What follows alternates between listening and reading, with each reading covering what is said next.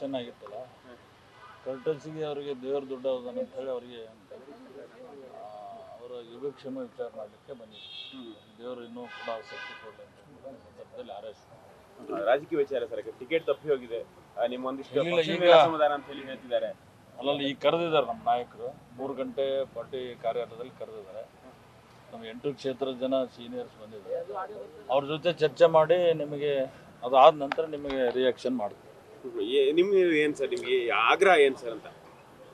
ಅಲ್ಲ, ಆಗ್ರಹ ಈಗಾಗಲೇ ಸ್ಪಷ್ಟಪಡಿಸಿದ್ದೆ ನಾನು. ಯಾವ ಕಾರಣಕ್ಕೆ ನೀವು ಟಿಕೆಟ್ ತಪ್ಪಿಸಿದ್ರಿ, ಅದಕ್ಕೆ ಯಾರು ನಿಮಗೆ ಅಡ್ವೈಸ್ ಮಾಡಿದ್ರು, ಅದರ ಉತ್ತರ ಬೇಕಂತ ಕೇಳಿದ್ದೀನಿ ಅಷ್ಟೇ.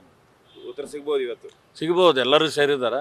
ಅವ್ರು ಏನು ರಿಯಾಕ್ಷನ್ ಬರ್ತದೆ, ಏನು ಡಿಸ್ಕಸ್ ಆಗ್ತದೆ, ಆಫ್ಟರ್ ನಾನು ನಿಮಗೆ ಮೀಡಿಯಾಕ್ಕೆ ಇದನ್ನೇ ಆನ್ಸರ್ ಮಾಡ್ತೀನಿ. ನಿರ್ಧಾರ ತಿಳಿಸ್ತೀನಿ.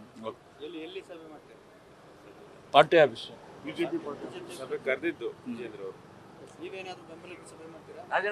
ಬೆಂಬಲಿಗರ ಸಭೆ ಆಯ್ತಲ್ಲ, ಮೀಡಿಯಾ ನೋಡಿಲ್ಲ ನೀವು? ಎಲ್ಲ ಹೈಲೈಟ್ ಆಯ್ತಲ್ಲ ರಾಜ್ಯ ಮಟ್ಟದಲ್ಲಿ.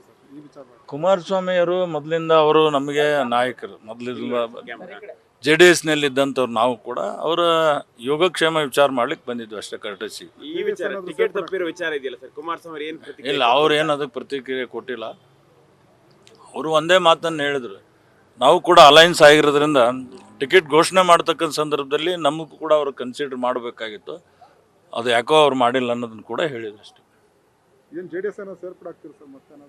ಇಲ್ಲ, ಆ ವಿಚಾರ ನಮ್ಮ ಮುಂದಿಲ್ಲ. ನ್ಯೂಸ್ ಫಸ್ಟ್, ನಿರ್ಭೀತಿಯಿಂದ ನಿಮ್ಮ ಪರವಾಗಿ.